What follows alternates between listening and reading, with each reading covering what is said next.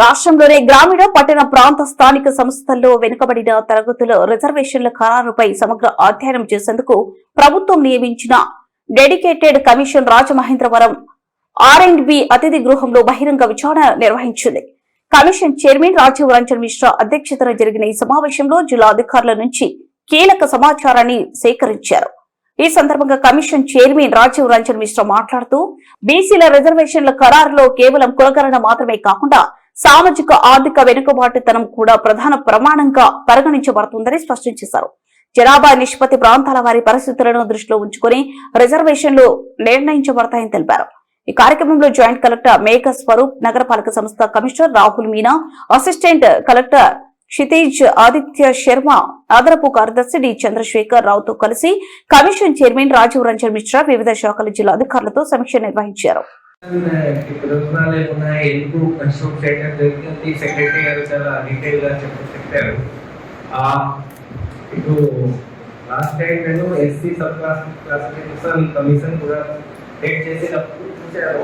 అంటే ఆ commission purpose, ఈ కమిషన్ పర్పస్ డిఫరెంట్.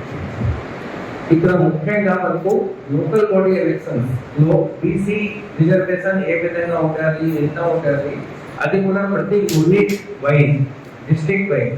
సో ఒక డిస్ట్రిక్ట్ నుంచి ఇంకో డిస్ట్రిక్ట్ రిజర్వేషన్ పర్సెంటేజ్ చేంజ్ అవ్వచ్చు.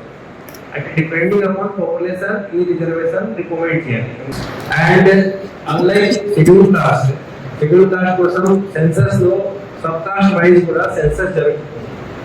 బీసీ కేసులో అటువంటి డేటా మనకు సెన్సస్ నుంచి రాదు. సెన్సస్ లో ఇలాంటి సెన్సస్ జరగలేదు. మళ్ళీ మేబీ నెక్స్ట్ సెన్సస్ లో ఇవి అన్ని జరుగుతుంది, కానీ ఇప్పటి వరకు ఆ డేటా అవైలబుల్ లేదు.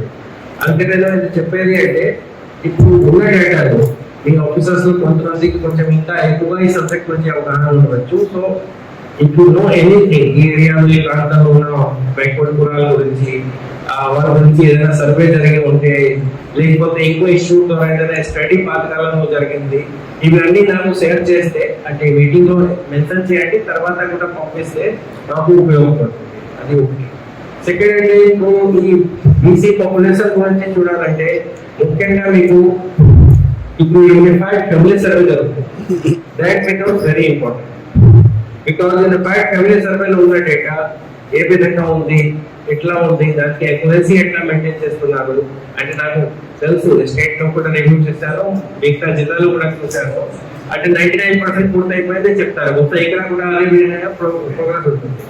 కానీ 99% అది మీరు వెరిఫై చేశారు. సరిగా దానికి వెరిఫికేషన్ కోసం ఏ విధంగా ఏర్పాటు జరిగింది, ఏం సిస్టమ్ తయారు చేశారు, ఏ ప్రాసెస్ ద్వారా వెరిఫికేషన్ అయింది, క్రాస్ చెక్ చేయడం జరిగింది, ఏదైనా టాస్క్ ఫోర్స్ కన్స్టిట్యూట్ అయిందా, అంటే ప్రతి జిల్లాలో ప్లానింగ్ డిపార్ట్మెంట్ గైడ్ లైన్స్ ఉంది, కలెక్టర్స్ ఇవన్నీ వేరే విధంగా మీరు రివ్యూ చేశారు, లేకపోతే సబ్ డిస్ట్రిక్ట్ లెవెల్ ఆఫీసర్స్, లేకపోతే మండల స్థాయి ఆఫీసర్స్ వెళ్ళి రివ్యూ చేశారు, మళ్ళీ ఎన్యూమరేటర్ కూడా చేసే పనికి క్రాస్ చెక్ చేశారు. అప్పుడు మాకు కొద్దిగా కాన్ఫిడెన్స్ వస్తుంది data process, data collection process సరిగా ఉంది. సో దాని గురించి డిస్కస్ చేయాలి. తర్వాత ఆల్రెడీ జాయింట్ కలెక్టర్ చాలా మంచి డీటెయిల్స్ నాకు ఇచ్చారు. Thanks, because what ever I'm going to ask ఇది ఆల్రెడీ గివెన్ బై మీ. అంటే లాస్ట్ ఎలక్షన్ లో 21 ఎలక్షన్ లో పంచాయత్ వైజ్ గా, మున్సిపల్ కార్పొరేషన్ వైజ్ గా, అదేవిధంగా ఎంపీటీసీ, జెడ్పీటీసీ, జిల్లా పరిషత్, అంటే member wise how many BC members got elected. అంటే ఇప్పుడు ఇది అఫెక్ట్ ఇచ్చారు, కానీ నేమ్ వైజ్ అంటే ఎంపీటీసీ నేమ్, ఆ ఎంపీటీసీ లో ఉన్న మంత్రి వాళ్ళకి కాస్ట్ ఇంకొకటి అంటే వాళ్ళకి యాక్చువల్ కాస్ట్ కూడా కావాలి. బీసీ ఉంది రాష్ట్ర సరిపోవట్లేదు, బీసీ ఏబిసిడి. అది ఎందుకు నేను అడుగుతున్నాను అంటే ఇప్పుడు వస్తారు, ఇప్పుడు కూడా మీ అందరూ చూస్తారు. ఈసారి ముందు 1 రిప్రజెంటేషన్ కూడా చేశారు, దట్ బెనిఫిట్స్ అందరికీ సమానంగా రావట్లేదు. అంటే పొలిటికల్ రిప్రజెంటేషన్ గురించి చెప్తున్నారు. అది నేచురల్ గా చాలా రీజన్స్ ఉంటాయి.